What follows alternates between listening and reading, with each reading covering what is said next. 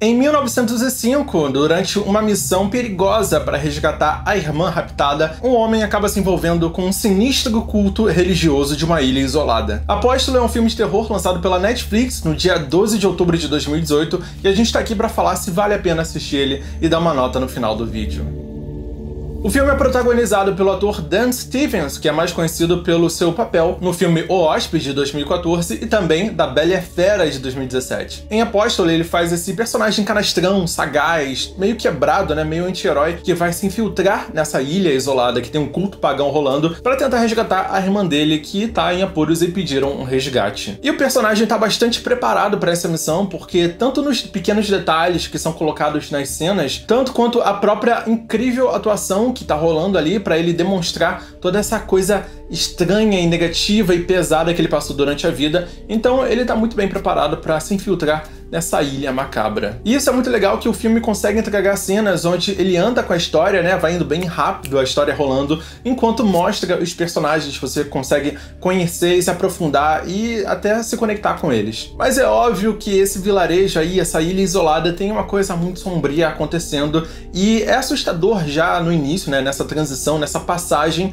para você poder chegar na ilha, você já se depara com o fanatismo religioso. E assim que a gente chega nesse vilarejo, nessa ilha isolada, toda a cenografia é muito incrível, ela é bonita, intocada, meio que sagrada, meio predestinada para aquele povo, né? E o protagonista realmente se sente deslocado, porque apesar de toda essa beleza e essas tentações, né, e toda essa organização de religião, ele sabe que a irmã dele tá escondida em algum lugar e ele tá atrás dela antes de tudo, né? Então ele começa a realmente olhar com outros olhos e a desconfiar de tudo e de todos. E através desse fanatismo religioso, que todo mundo vive sem lei, né, sem tributos, sem muitas regras, só mesmo uma polícia ali local para tomar as rédeas da situação quando precisa, né? E os líderes religiosos controlam a população através de uma palavra forte, segundo uma crença de uma deusa nova que realmente foi criada para esse filme. E toda essa honra e glória só é mantida, na verdade, com uma certa violência disciplinar. Essa moral toda dos moradores acaba sendo subjetiva, porque ela muda conforme a necessidade da situação,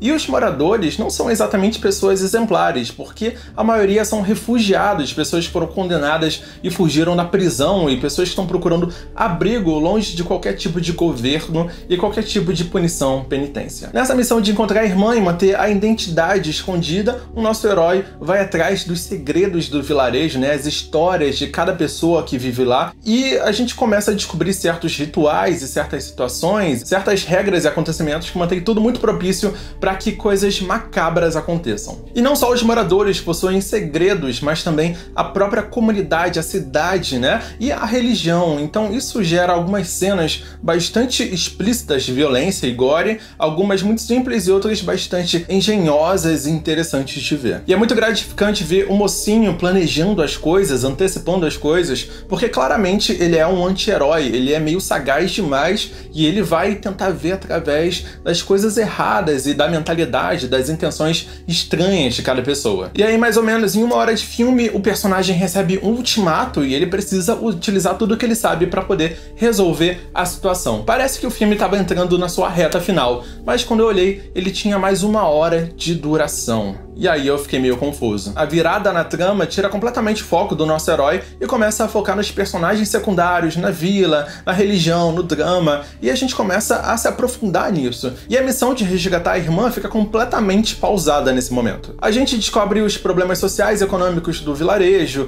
os conflitos entre os personagens, a conexão entre cada um deles, a religião, enfim, muita coisa que a gente nem estava tão interessado em saber. E alguns elementos que foram plantados lá no início, como o nosso mocinho ganhar confiança dos líderes, não foi utilizada para nada. Inclusive ele começa a se colocar em perigo sem razão nenhuma, como se toda aquela inteligência que a gente tinha conhecido não fosse mais útil e servisse para a história. O filme continua tendo algumas cenas de ação, conflito, porrada franca mesmo, com bastante gore, coisas que são muito legais de assistir, câmeras muito boas, esses planos sequências e tal, mas isso não é o suficiente pra gente esquecer da missão anterior, que era salvar a irmã. Então eles acabam mostrando demais todo o lance da religião e a influência dessa deusa, né, na história do filme, começa a ter alguns diálogos expositivos e cenas de flashback explicando coisa que a gente já tinha entendido. A gente fica um bom tempo assistindo o arco de personagens secundários que a gente não tava se importando muito. Daí os guardas que estavam buscando esse forasteiro esse tempo todo começam a ignorar ele. E surge um vilão do nada que se torna aquele vilão clássico que fica fazendo maldades e mentindo pro povo,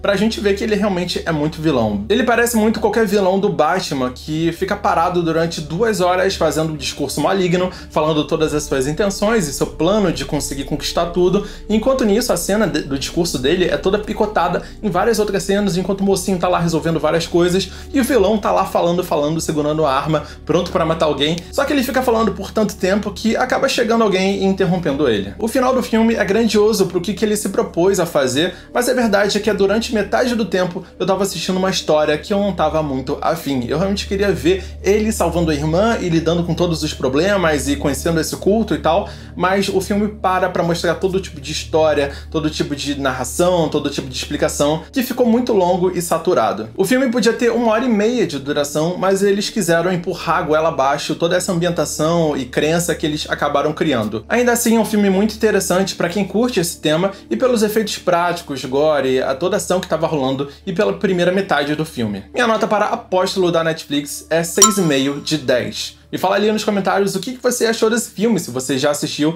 ou se você pretende assistir ele mesmo assim. Eu sou o Fernando Ticon, muito obrigado até aqui e até a próxima da Hora do Terror. Valeu!